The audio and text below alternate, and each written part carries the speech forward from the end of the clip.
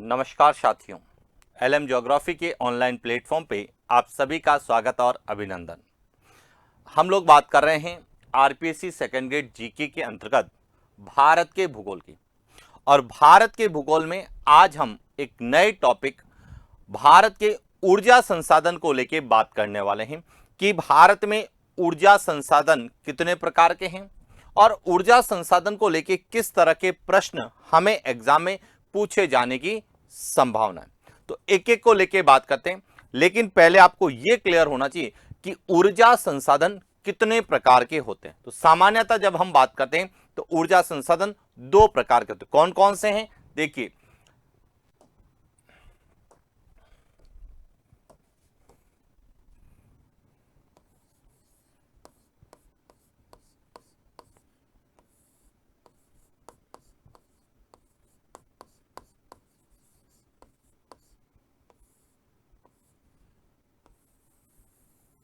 ऊर्जा संसाधन, हम ऊर्जा संसाधन का जब अध्ययन करते हैं तो दो प्रकार से करते हैं।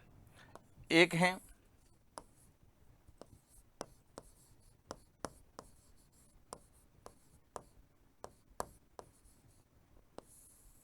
नवीकरणीय और एक है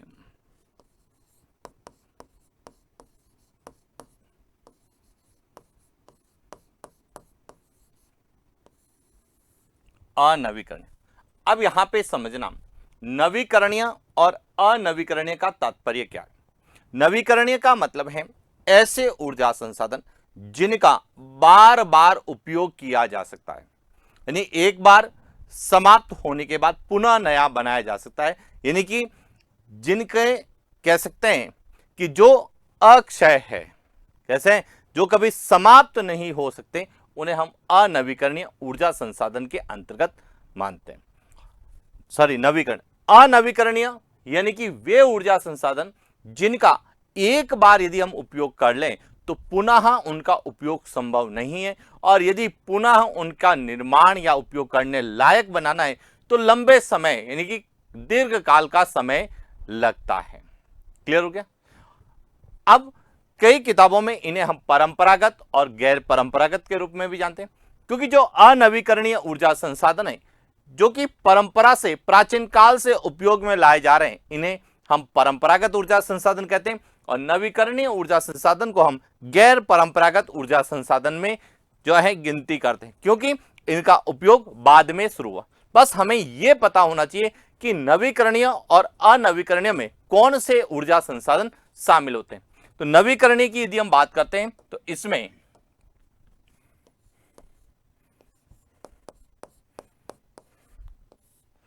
सौर ऊर्जा है,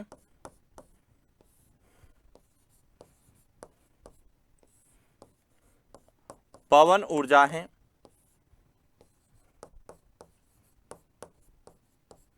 बायोमास है,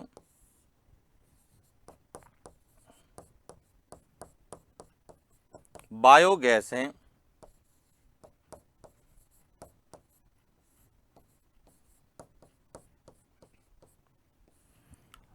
बायोडीजल है,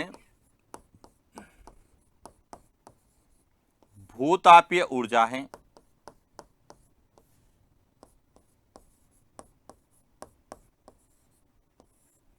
ज्वारीय ऊर्जा है,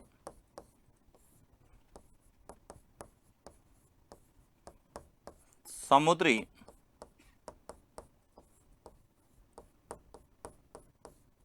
तरंग ऊर्जा है। यदि अनवीकरणीय की यदि हम बात करते हैं तो इसमें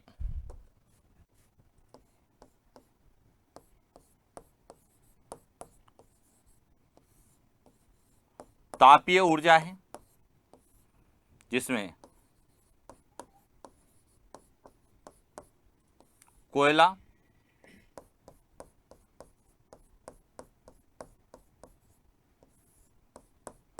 प्राकृतिक गैस,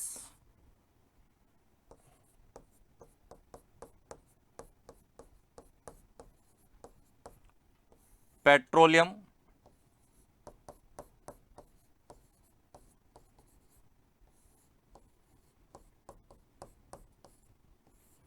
आणविक ऊर्जा,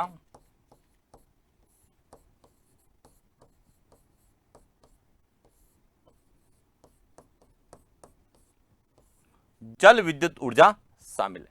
तो ये क्लियर होना चाहिए कि ऊर्जा संसाधन को जो हम दो प्रकार से विभाजित करते हैं, तो नवीकरणीय ऊर्जा संसाधन कौन से हैं और अनवीकरणीय ऊर्जा संसाधन कौन से। और सामान्यतः जब हम भारत के ऊर्जा संसाधनों का अध्ययन करते हैं तो इन्हीं को आधार बनाकर हमें प्रश्न पूछे जाते हैं। तो एक एक प्रश्न को लेकर हम बात करते हैं। शुरुआत करते हैं आज के प्रश्नों की।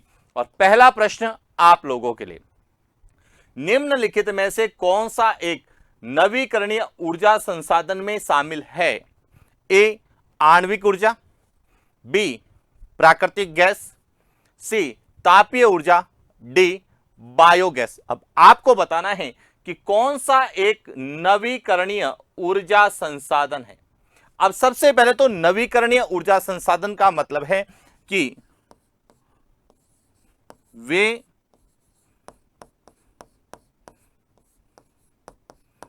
ऊर्जा संसाधन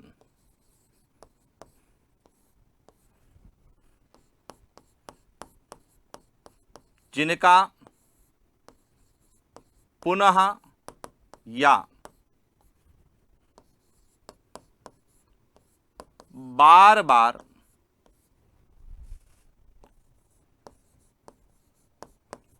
उपयोग किया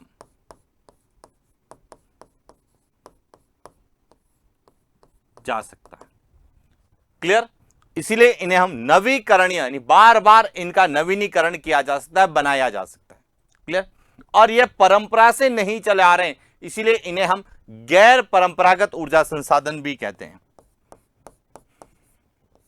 गैर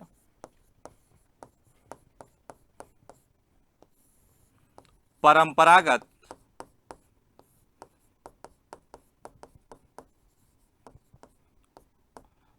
ऊर्जा संसाधन की श्रेणी में गिनते हैं। अब इसमें कौन कौन से हैं तो देखिए, इसमें आते हैं एक तो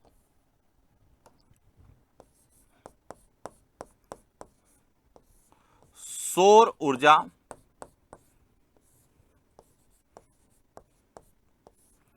पवन ऊर्जा,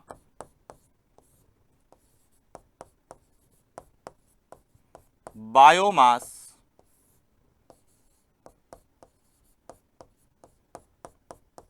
बायोगैस,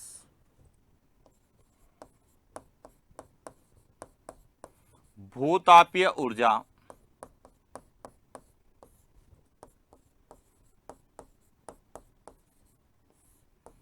ज्वारीय ऊर्जा,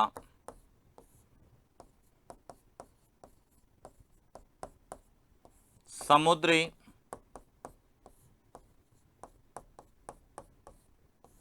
यहां भारत में मुख्य रूप से नवीकरणीय ऊर्जा संसाधन या गैर परंपरागत ऊर्जा संसाधन। क्लियर होगा? अब देखिए प्रश्न में बात करते हैं, आणविक ऊर्जा यहां नवीकरणीय नहीं है, प्राकृतिक गैस यह भी नवीकरणीय नहीं है, और तापीय ऊर्जा यह भी नवीकरणीय नहीं है। इसका सही उत्तर क्या होगा? D biogas. अब बायोगैस क्या होता है यह भी क्लियर होना चाहिए। बायोगैस का मतलब है कि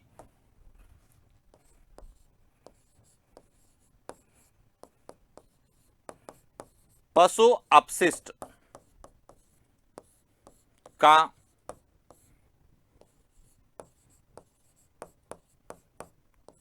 उपयोग कर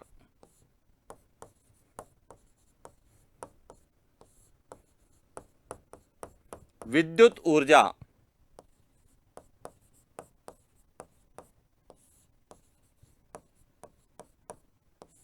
उत्पादन करना, यह क्या कहलाता है? यह बायोगैस कहलाता है। अब बायोगैस जो है वह राजस्थान या भारत में, दोनों में बात करते हैं कि भारत और राजस्थान में ग्रामीण क्षेत्रों में घरेलू ऊर्जा का सर्वश्रेष्ठ क्या है? सोर्स या स्रोत माना जाता है बायोगैस। यह भी ध्यान रखना, बायोगैस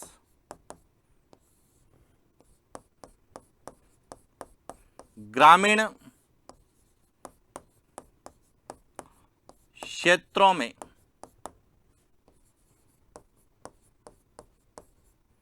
घरेलू ऊर्जा का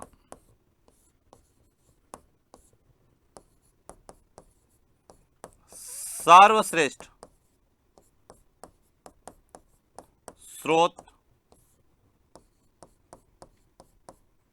माना। यह डायरेक्ट प्रश्न पूछा जाता है, निम्नलिखित में से ग्रामीण क्षेत्रों में घरेलू ऊर्जा का सर्वश्रेष्ठ कौन सा है? तो वह कौन सा है? बायोगैस। अब घरेलू ऊर्जा का सर्वश्रेष्ठ स्रोत क्यों है? क्योंकि बायोगैस का जो उपयोग है वह विद्युत के रूप में, प्रकाश ऊर्जा का के रूप में, यानी कि घरों में लाइटिंग या प्रकाश व्यवस्था में भी किया जाता है। साथ ही इसका उपयोग रसोई गैस के रूप में भी किया जाता है, यानी कि रसोई में जो जहां वर्तमान में हम जो है गैस सिलेंडर का प्रयोग करते हैं, वहीं ग्रामीण क्षेत्रों में गोबर गैस के माध्यम से जो है घरेलू घरों में रसोई गैस के रूप में भी उपयोग किया जाता है। तो इसीलिए ग्रामीण क्षेत्रों में घरेलू ऊर्जा का सर्वश्रेष्ठ विकल्प है। चला आगे बात करते हैं अगले प्रश्न की। निम्नलिखित में से कौन सा परमाणु शक्ति केंद्र कर्नाटक राज्य में अवस्थित है? ए केंगा, बी काकरापार, सी कल्पकम और डी जैतसर। अब देखिए, सबसे पहले हम बात करते हैं कि भारत में परमाणु शक्ति केंद्र की स्थापना कहां कहां की गई। तो देखिए, अधिकांश भारत में यदि हम बात करते हैं, यहां जो हमारा प्रायद्वीपीय भारत है,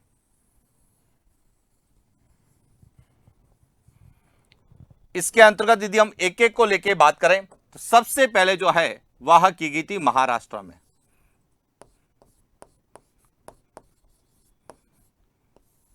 तारापुर महाराष्ट्र में। इसके बाद की गई थी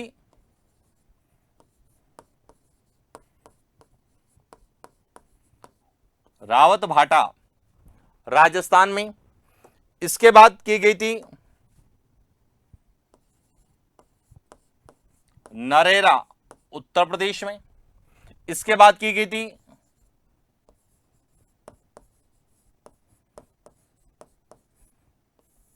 काकरापार गुजरात में। इसके अलावा एक की गई थी केंगा कर्नाटका में। एक की गई थी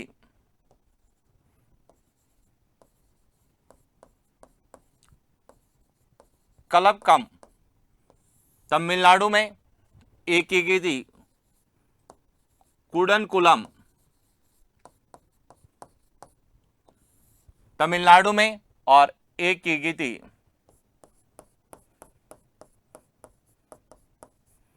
जैतासर महाराष्ट्र। इस तरह से भारत के अलग अलग राज्यों में परमाणु शक्ति केंद्र की स्थापना की गई। अब प्रश्न आता है कि कर्नाटका में कौन सा है? तो अब यह ध्यान रखना, कर्नाटका राज्य में जो है वह केंगा। केंगा जो है यह किस राज्य में है?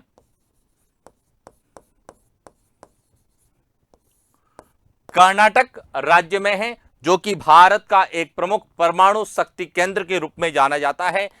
इसका सही उत्तर क्या है? ए। अब बात आती है काकरापार। काकरापार कहां है? तो यहां है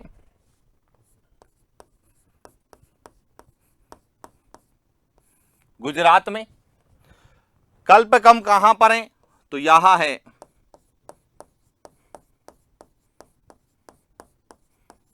तमिलनाडु में।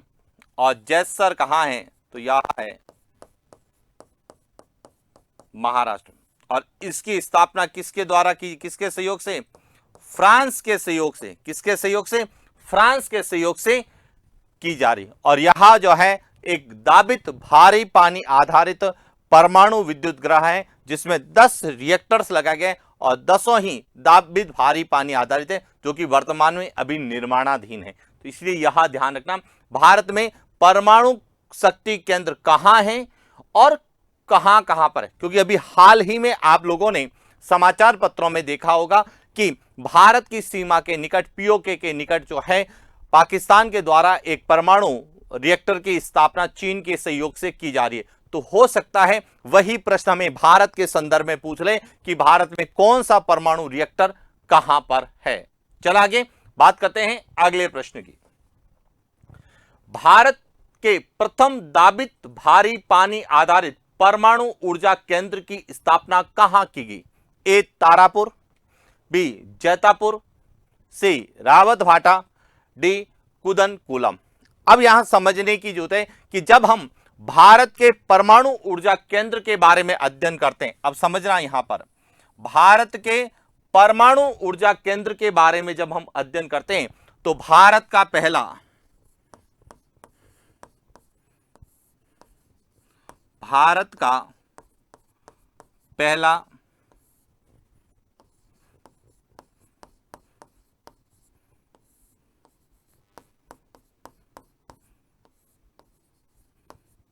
जो परमाणु ऊर्जा केंद्र है, इसकी स्थापना कहां की गई? इसकी स्थापना की गई तारापुर,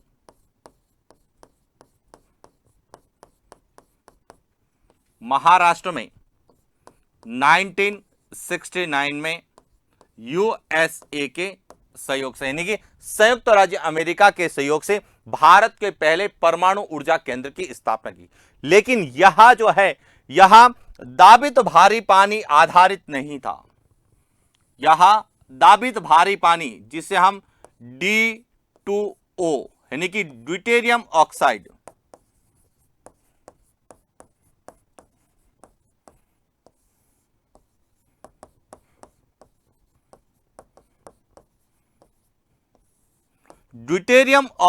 आधारित परमाणु ऊर्जा केंद्र नहीं था। अब दाबित भारी पानी यानी D2O ड्यूटेरियम ऑक्साइड आधारित प्रथम परमाणु ऊर्जा केंद्र भारत का प्रथम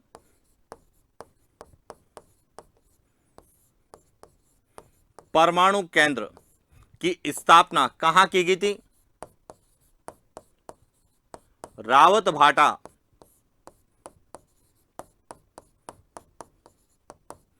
चित्तौड़गढ़, राजस्थान में की गई थी। और इसकी स्थापना किसके सहयोग से की गई थी? कनाडा के सहयोग से की गई थी। इसीलिए इसका सही उत्तर क्या होगा? सी होगा। इसके बाद है देखिए एक और है जैतापुर। यदि हम जैतापुर या कई जगह लिखा हुआ है जैतसर, यह महाराष्ट्र में है और यह किसके सहयोग से लगाया जा रहा है? फ्रांस के सहयोग से स्थापित किया जा रहा है। और आज ही आपने देखा होगा, आज के सोशल मीडिया पे, आज के न्यूज चैनल पर देखा होगा कि जहां एक और 14 जुलाई 2023 को भारत का चंद्रमा की यात्रा पर निकला चंद्रयान मिशन 3, तो वहीं दूसरी ओर भारत के प्रधानमंत्री की जो है फ्रांस की राजधानी पेरिस में परेड, जिसमें राफेल विमानों का प्रदर्शन किया गया था। तो इसीलिए ध्यान रखना, यह जो बिंदु होते हैं, ये समाचार पत्रों की सुर्खियां होती है, यही हमारे परीक्षा के प्रश्न भी बनकर आते हैं। तो इसीलिए ध्यान रखना, जैतापुर या जैसर यह महाराष्ट्र में है और इसकी स्थापना किसके द्वारा की जा रही है? फ्रांस के सहयोग से। इसी प्रकार एक और है कुदनकुलम। अब कुदनकुलम जो है यह तमिलनाडु में है, तमिलनाडु में है और इसकी जो स्थापना है वह रूस के सहयोग से की गई। तो इसलिए ध्यान रखना, हाल ही में भारत के प्रधानमंत्री की अलग अलग देशों की यात्रा रही है। यूएसए की यात्रा भी रही है, रूस की जो है पुतिन से मुलाकात भी रही है, तो वहीं फ्रांस की यात्रा भी रही है। तो इसीलिए इनके साथ जो भी संबंध है, उन संबंधों में वह संबंध जो हमारे सिलेबस के अकॉर्डिंग है, चाहे वह परमाणु रिएक्टर को लेकर, नाभिकीय ऊर्जा को लेकर यदि कोई समझौता हुआ है, तो निश्चित रूप से आपको जो है इसके संबंध में प्रश्न पूछे जाने की संभावना है कि कौन सा रिएक्टर कहां है और उसकी स्थापना किस देश के सहयोग से की गई है। चला आगे तो बात करते हैं अगले प्रश्न की। अगला प्रश्न है, भारत की पहली प्राकृतिक गैस आधारित परियोजना की स्थापना कहां की गई? ए महाराष्ट्र, बी राजस्थान, सी कर्नाटक, डी केरल। अब यहां पे समझना, सबसे पहले बात करते हैं भारत की पहली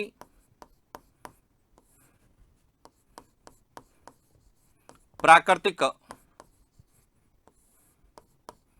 गैस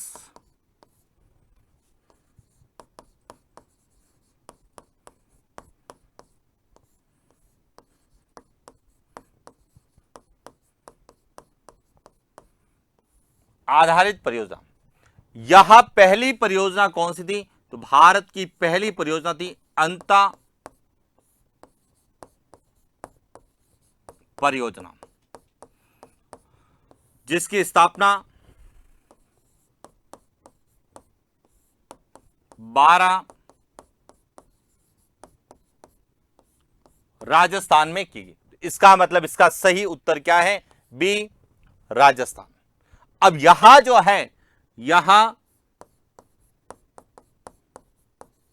राजस्थान प्लस मध्य प्रदेश,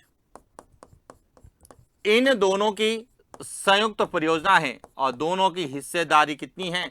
50:50 है, यानी कि दोनों की हिस्सेदारी समान है। क्लियर हो गया?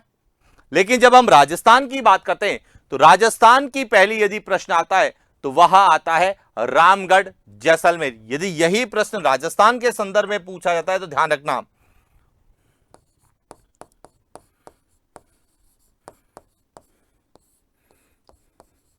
राजस्थान की पहली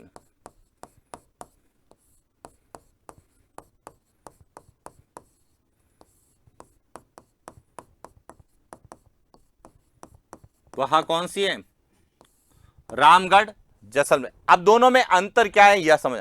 यहां राजस्थान में स्थापित तो की गई, लेकिन यह राजस्थान और मध्य प्रदेश की संयुक्त परियोजना थी, राजस्थान की नहीं थी। जबकि रामगढ़ जो जैसलमेर में स्थापित की गई, यह पूर्ण रूप से राजस्थान की पहली प्राकृतिक गैस आधारित परियोजना थी। इसीलिए राजस्थान की पहली आता है तो हम रामगढ़ लिखते हैं, और भारत की पहली पूछी जाती है तो हम क्या लिखते हैं? अंता लिखते हैं। पॉइंट क्लियर हो गया? अब आगे समझना, महाराष्ट्र में जो है यहां भारत की पहली परमाणु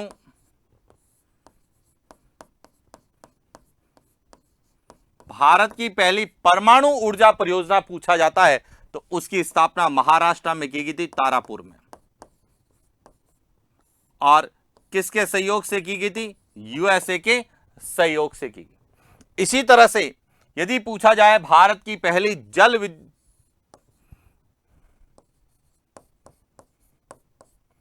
भारत की पहली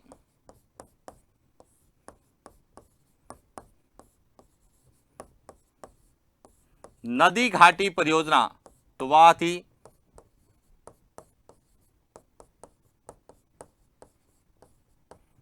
शिव समुद्रम परियोजना, और जिसकी स्थापना कहां की गई थी? कर्नाटका में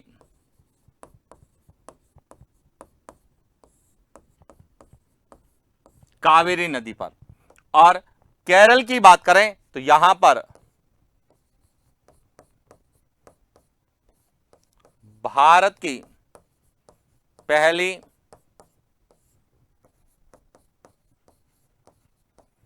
समुद्री लहर परियोजना,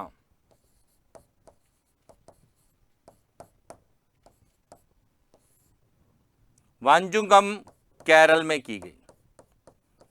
और यदि पूछा जाए भारत की पहली विद्युत जल ऊर्जा परियोजना तो विद्युत ऊर्जा परियोजना जो है वह दार्जिलिंग पश्चिम बंगाल में की गई। तो यह ध्यान रखना, भारत की पहली जितनी भी परियोजना है, चाहे वह परमाणु ऊर्जा परियोजना है, चाहे वह प्राकृतिक गैस आधारित परियोजना है, नदी घाटी परियोजना है, समुद्री लहर तरंग परियोजना है, चाहे भूतापीय ऊर्जा परियोजना। देखिए भूतापीय ऊर्जा परियोजना की जो है वह हिमाचल प्रदेश में मणिकर्ण में की गई थी। हालांकि उनके बारे में हम आगे और अध्ययन करेंगे, लेकिन हमें प्रश्नों को इस तरह से समझना है कि क्या हमसे पूछा जा सकता है। चले आगे बात करते हैं अगले प्रश्न की।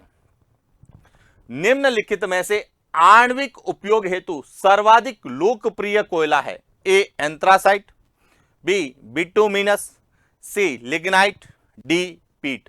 अब समझना यहां से कि एंथ्रासाइट कोयला जो है इसमें 80 से 90% कार्बन होता है और इसीलिए इसे हम सर्वश्रेष्ठ कोयला या उच्च कोटि का कोयला कहते हैं। बिटुमिनस में 60 से 80% कार्बन होता है। लिग्नाइट में 40 से 60% कार्बन होता है और इसे हम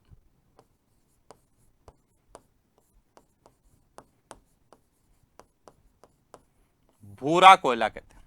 और पीट कोयला जिसमें 40% से कम कार्बन होता है, इसे हम निम्न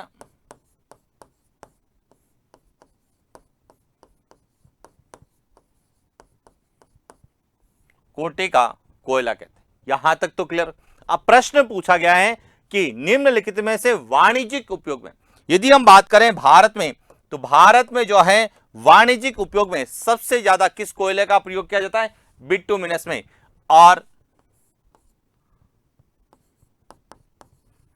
सर्वाधिक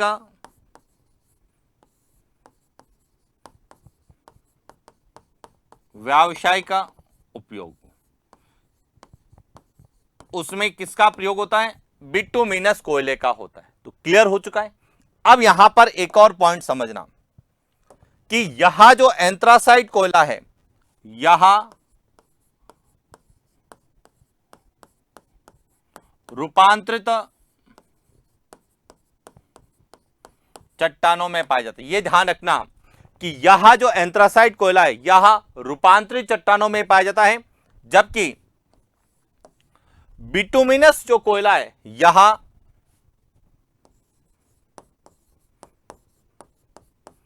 कार्बेनिफेरस युग की गोंडवाना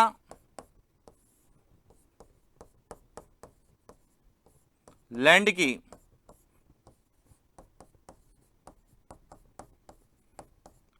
अवसादी चट्टानों में पाया जाता है। यह ध्यान रखना कि बिटुमिनस कोयले के जो भंडार है वह कार्बेनिफेरस युग की गोंडवाना लैंड की अवसादी चट्टानों में पाया जाता है। जबकि यदि हम बात करें लिग्नाइट कोयले की, तो लिग्नाइट कोयला जो है यह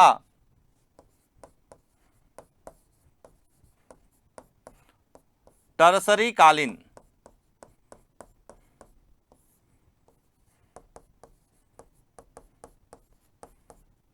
अवसादी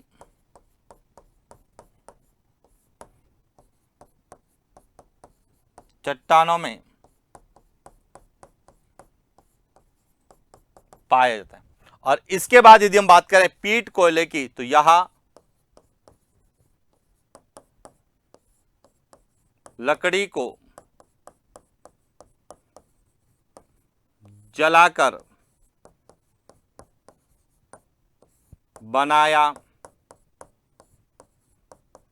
जाता है। ये ध्यान रखना कि हमें जब ऊर्जा संसाधन पूछे जाते हैं तो हमें चट्टानों के संदर्भ में भी पूछे जाते हैं कि एंथ्रासाइट कोयला कौन सी चट्टानों में मिलेगा, बिटुमिनस कोयला कौन सी चट्टानों में मिलेगा और लिग्नाइट कोयले के भंडार कौन सी चट्टानों में पाए जाते हैं। क्लियर। और भारत में सबसे ज्यादा जो उत्पादन होता है वह बिटुमिनस कोयले का होता है और इसीलिए जो है भारत में व्यावसायिक या सबसे ज्यादा वाणिज्यिक उपयोग में किसका प्रयोग होता है? बिटुमिनस। अब प्रश्न आता है कि बिटुमिनस कोयले का सबसे ज्यादा भंडारण कहां है? तो यहां भी ध्यान रखना, बिटुमिनस कोयला यह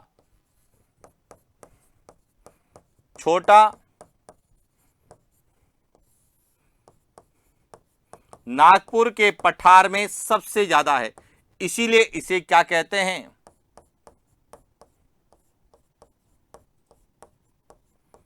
भारत का रूर। यह बहुत बार प्रश्न पूछा जाता है कि भारत में सबसे ज्यादा बिटुमिनस कोयले के भंडार कहां हैं, तो छोटा नागपुर का पठार, जिसमें मुख्य रूप से राज्य पूछा जाता है तो झारखंड में।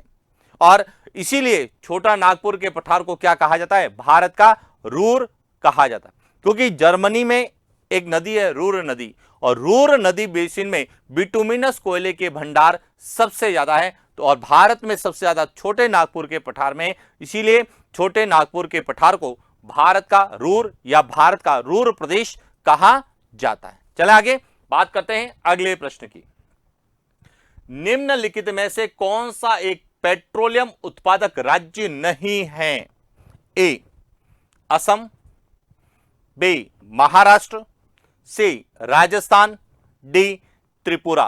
अब समझना, देखिए जब हम जीवाश्म ईंधन की बात करते हैं, किसकी बात करते हैं,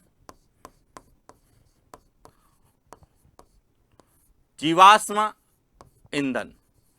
जीवाश्म ईंधन में हम 3 प्रकार के ईंधन का अध्ययन करते हैं। एक तो करते हैं कोयला, दूसरा है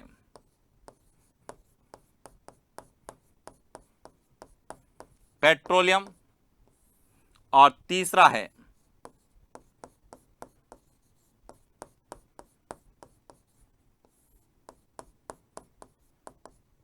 प्राकृतिक गैस। क्लियर?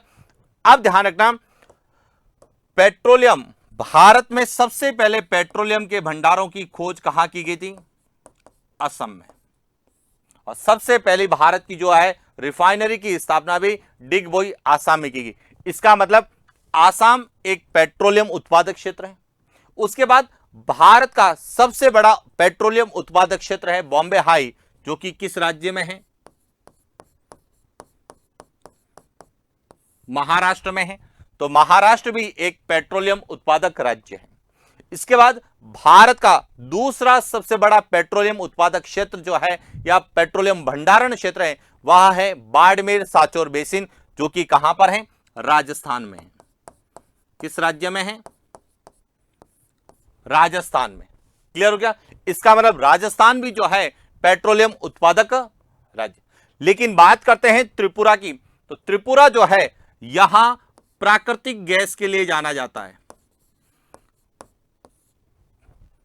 और इसमें रुद्र सागर जो क्षेत्र है कई बार पूछा जाता है, रुद्र सागर जो है त्रिपुरा में है। क्लियर? तो चले आगे, इसका सही उत्तर क्या हो गया?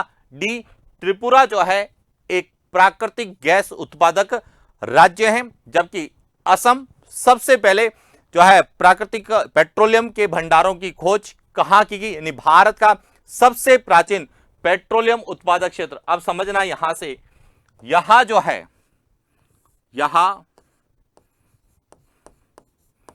भारत का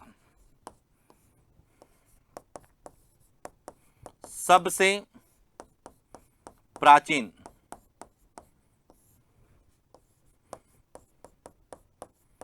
पेट्रोलियम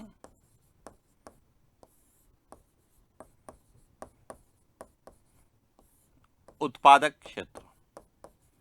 महाराष्ट्र की बात करें,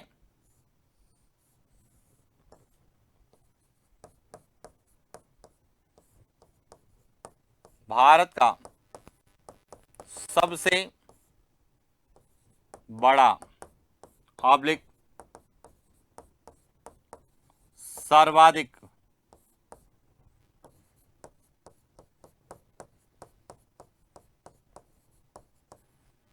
पेट्रोलियम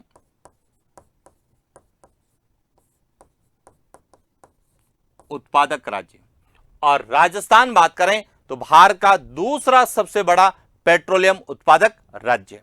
महाराष्ट्र का भारत के कुल पेट्रोलियम उत्पादन में 40% योगदान है, जबकि राजस्थान का योगदान 20 से 23% है। और इसीलिए हमें पेट्रोलियम उत्पादक और प्राकृतिक गैस के संदर्भ में पूछा जा सकता है। चले आगे बात करते हैं अगले प्रश्न की। निम्नलिखित में से कौन सा एक पेट्रोलियम उत्पादक क्षेत्र नहीं है? ए माकुम क्षेत्र, बी बसिन क्षेत्र, सी नहरकटिया क्षेत्र, डी पूनम क्षेत्र। अब समझना, हमने अध्ययन किया है कि जीवाश्म ईंधन के रूप में हम 3 का अध्ययन करते हैं। एक है कोयला, दूसरा पेट्रोलियम,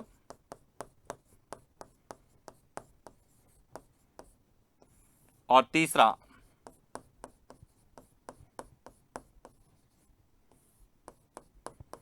प्राकृतिक गैस। अब देखिए, पहले में राज्य के संदर्भ में पूछा गया, इस बार हमें क्षेत्र पूछा गया। अब सबसे पहले तो आपको यह पता होना चाहिए माकुम क्षेत्र कहां पर है। तो माकुम क्षेत्र यहां है असम में।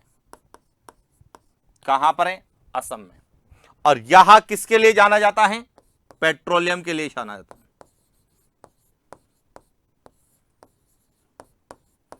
पेट्रोलियम उत्पादक क्षेत्र के रूप में जाना जाता है। बसिन क्षेत्र यहां है महाराष्ट्र में। यहां भी किसके लिए जाना जाता है? पेट्रोलियम उत्पादक क्षेत्र के रूप में। इसके बाद तीसरा है नहर कटिया क्षेत्र, यहां भी असम में है। लेकिन यहां किसके लिए जाना जाता है?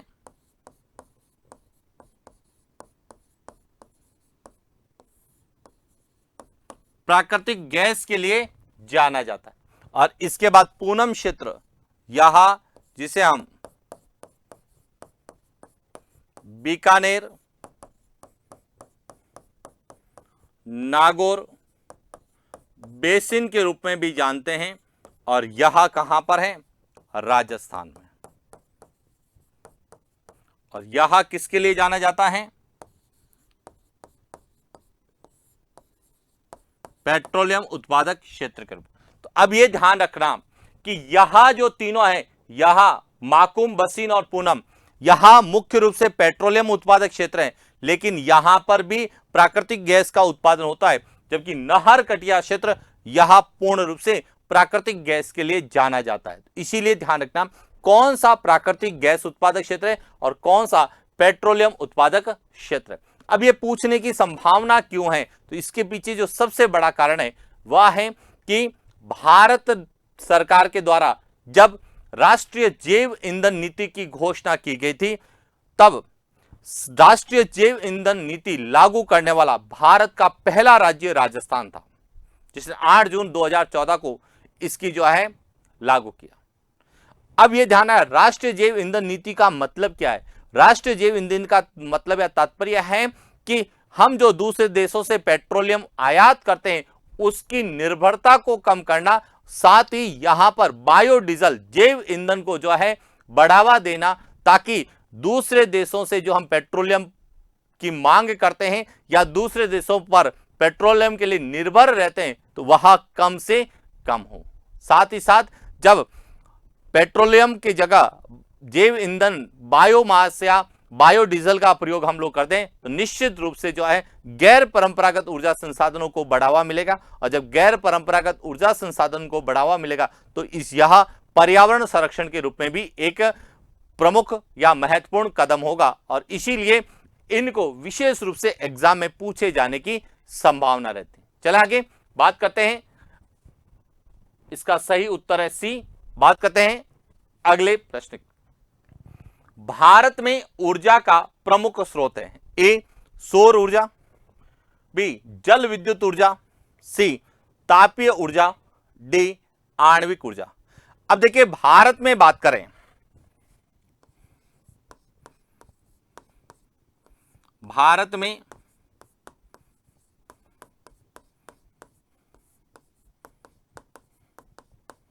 ऊर्जा संसाधन की बात करें तो हम भारत में 2 प्रकार के ऊर्जा संसाधन पढ़ते हैं। एक पढ़ते हैं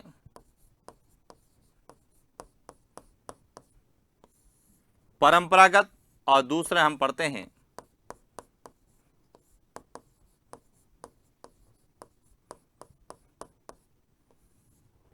इन्हें हम कहते हैं अनवीकरणीय।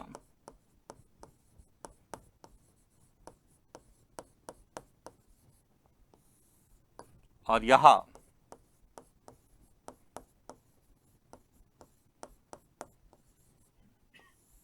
नवीकरणीय। अब परंपरागत में सबसे पहले आता है तापीय ऊर्जा है,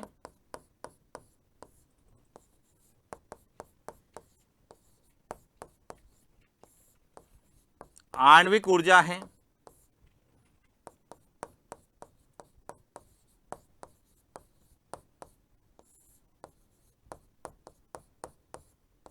जल विद्युत ऊर्जा है। जबकि नवीकरणीय में हम बात करते हैं सौर ऊर्जा है,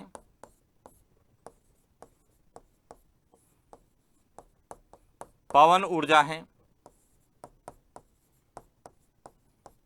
बायोमास है,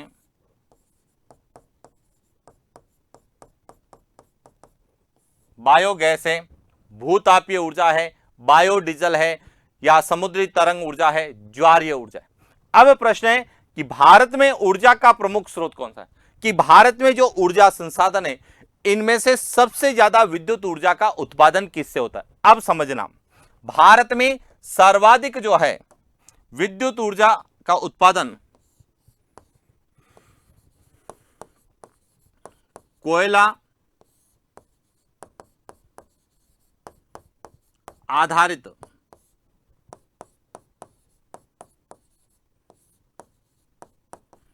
तापीय ऊर्जा से होता है। भारत में सबसे ज्यादा विद्युत ऊर्जा का उत्पादन कोयला आधारित तापीय ऊर्जा से होता है, इसीलिए इसका सही उत्तर क्या होगा, सी, तापीय ऊर्जा। जल विद्युत से सौर ऊर्जा के रूप में या आणविक ऊर्जा के रूप में विद्युत का उत्पादन तो होता है, लेकिन सबसे ज्यादा किससे होता है, कोयला आधारित तापीय ऊर्जा से होता है। इसीलिए भारत में ऊर्जा का प्रमुख स्रोत किसे माना जाता है, तापीय ऊर्जा को माना जाता है। यही प्रश्न राजस्थान के संदर्भ में पूछा जाए तो राजस्थान में भी विद्युत ऊर्जा का सर्वाधिक उत्पादन कोयला आधारित तापीय ऊर्जा से है, तो राजस्थान में भी तापीय ऊर्जा सबसे पहले नंबर पर। देखिए, सबसे पहले भारत में तापीय ऊर्जा है, फिर जल विद्युत ऊर्जा है, उसके बाद आणविक ऊर्जा है, और सबसे लास्ट में जो है गैर परंपरागत ऊर्जा संसाधन आते हैं।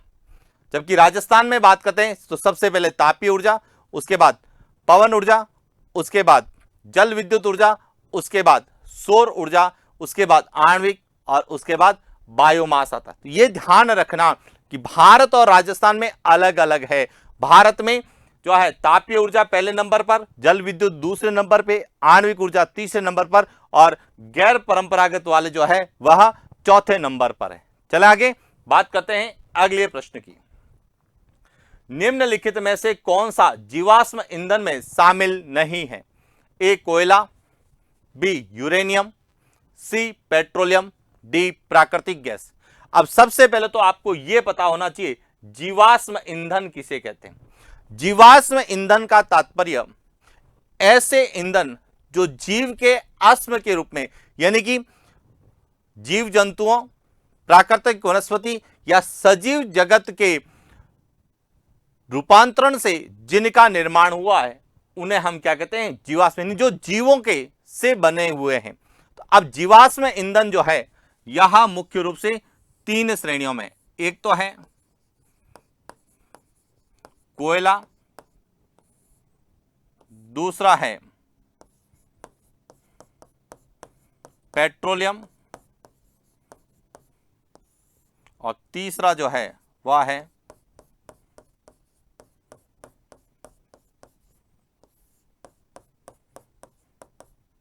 प्राकृतिक गैस। क्लियर हो गया? इसका मतलब कोयला है, पेट्रोलियम है, प्राकृतिक गैस। यूरेनियम जो है यह जीवाश्म ईंधन नहीं है। यूरेनियम जो है, यूरेनियम, थोरियम, लिथियम और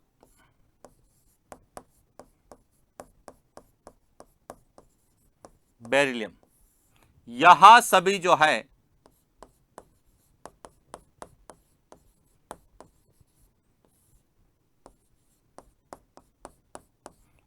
आणविक ऊर्जा के स्रोत माने जाते हैं।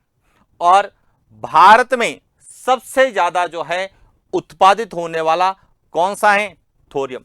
जबकि हाल ही में भारत में सबसे ज्यादा लिथियम के भंडार भी मिले हैं जो जम्मू कश्मीर और राजस्थान राज्य में। तो इसीलिए आणविक खनिज को भी हमें पूछा जा सकता है।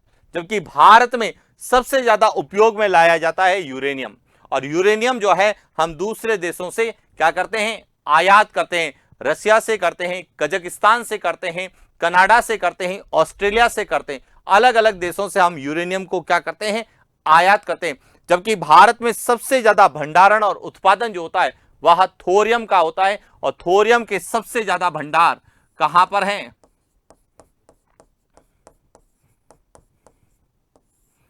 मालाबार तट, केरल। और हाल ही में लिथियम के भंडारों की खोज कहां की है, तो हाल ही में लिथियम के भंडारों की खोज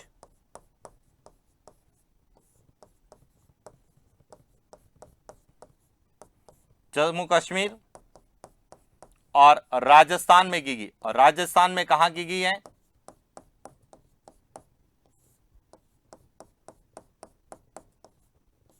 डेगाना नागौर में की गई। तो इसीलिए इसको पूछे जाने की संभावना भी है। और हाल ही में आरपीसी के द्वारा जब आरओ का एग्जाम करवाया गया था तो उसमें लिथियम को लेकर पूछा गया था कि हाल ही में आणविक ऊर्जा संसाधन या आणविक ऊर्जा के स्रोत लिथियम के भंडारों की खोज किस राज्य में की गई है, जम्मू कश्मीर उसका उत्तर था। क्लियर हो गया। अब यहां पे एक और चीज है कि जीवाश्म ईंधन में तीन है, कोयला है, पेट्रोलियम है, प्राकृतिक गैस है। अब ध्यान रखना, प्राकृतिक गैस को जो है वर्तमान सदी का ईंधन भी कहते हैं। वर्तमान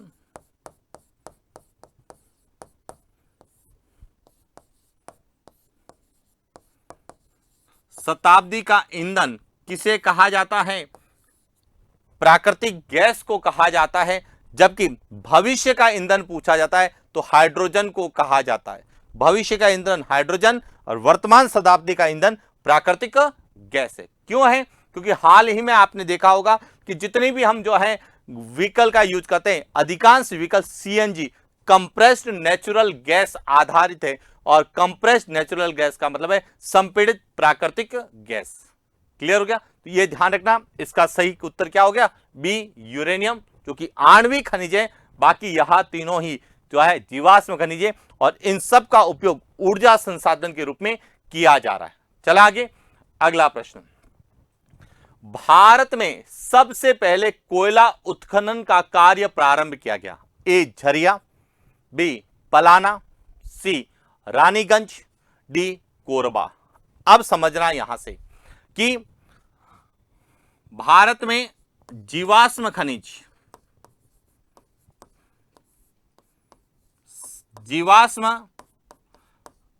खनिज या ईंधन के रूप में किसका प्रयोग किया जाता है, सबसे ज्यादा कोयले का प्रयोग किया जाता है तापीय ऊर्जा के रूप में। तापीय ऊर्जा के रूप में सबसे ज्यादा कोयले का उपयोग होता है। अब देखिए, भारत में सबसे पहले कोयले की जो है उत्खनन जो किया गया वह किया गया रानीगंज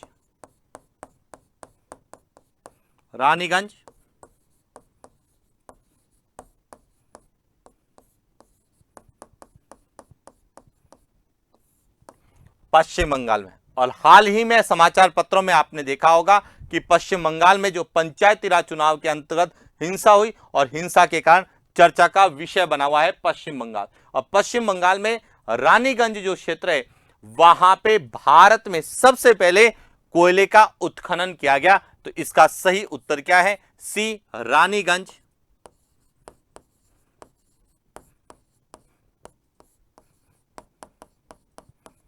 पश्चिम बंगाल। लेकिन भारत में सबसे बड़ी कोयले की खान जो है वह है झरिया, झारखंड।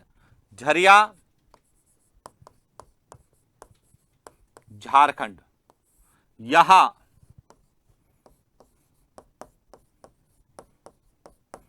बिटुमिनस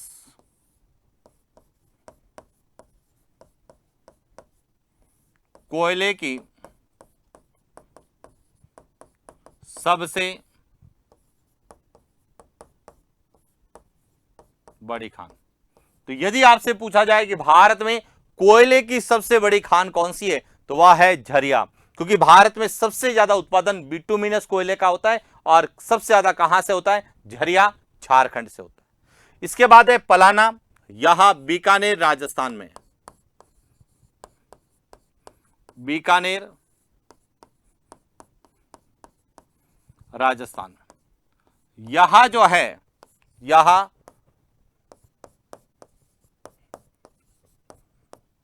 एशिया की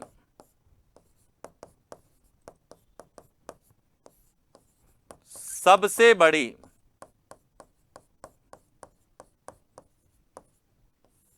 लिग्नाइट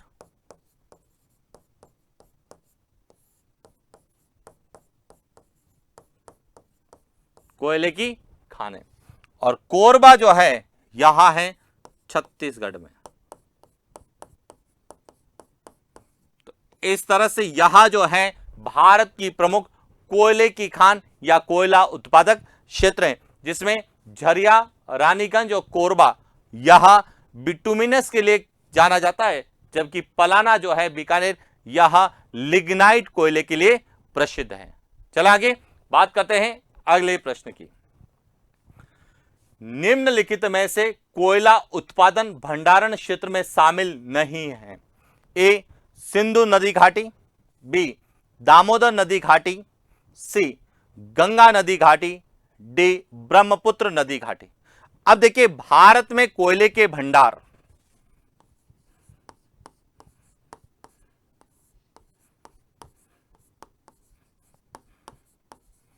कोयला भंडार मुख्य रूप से कहां कहां है, यह आपको क्लियर होना चाहिए। भारत में जो है कोयले का भंडार वह है दामोदर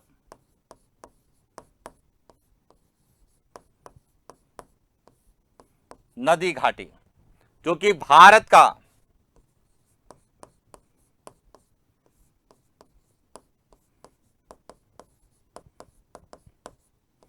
सबसे प्राचीन एवं सर्वाधिक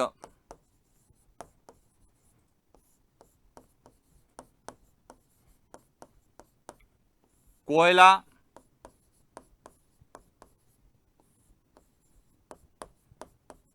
उत्पादक क्षेत्र। अब यह भारत का सबसे प्राचीन या सर्वाधिक कोयला उत्पादक क्षेत्र क्यों है, तो इसका सीधा कारण है कि दामोदर नदी जो है छोटा नागपुर के पठार झारखंड से निकलती है, झारखंड पश्चिम बंगाल में बहती हुई बंगाल की खाड़ी में गिरती है, और छोटा नागपुर का पठार भारत में सर्वाधिक कोयला उत्पादक क्षेत्र के रूप में जाना जाता है। इसीलिए भारत में दामोदर नदी घाटी सर्वाधिक कोयला उत्पादक क्षेत्र है। अब दामोदर नदी जो जिसे हम पश्चिम बंगाल का स्रोत कहते हैं, और भारत में सबसे पहले कोयले का उत्खनन पश्चिम बंगाल में किया गया था, रानीगंज में, और इसीलिए यह भारत का सबसे प्राचीन कोयला उत्पादक क्षेत्र है। क्लियर हो गया? तो सर्वाधिक पूछा जाता है तब भी दामोदर नदी घाटी आएगा, और सबसे पहला या प्राचीनतम पूछा जाएगा तब भी कौन सा आएगा, दामोदर। क्लियर? इसके बाद है सिंधु नदी घाटी।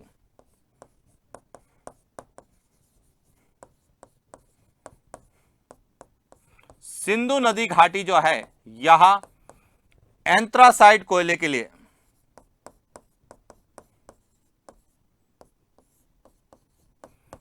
एंथ्रासाइट कोयले के लिए जाना जाता है। इसके लिए क्षेत्र है रियांसी क्षेत्र, जो कि जम्मू कश्मीर लद्दाख में आता है, रियांसी क्षेत्र। तो सिंधु नदी घाटी क्षेत्र में भी कोयला है। उसके बाद महानदी घाटी ओडिशा में, तलचर क्षेत्र जो कि ओडिशा का है, यहां भी इसमें आता है। इसके बाद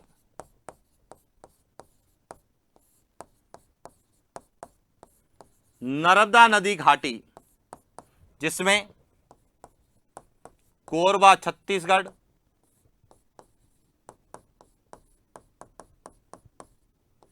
और सिंगरौली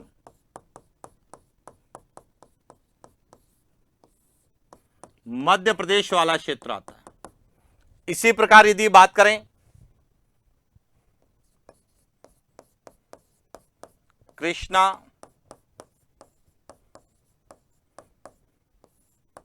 गोदावरी नदी घाटी, जिसमें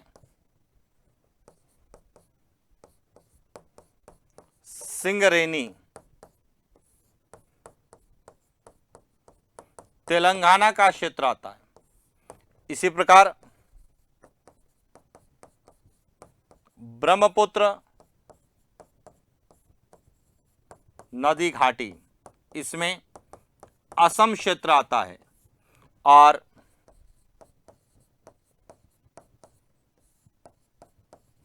कावेरी नदी घाटी में नेवली,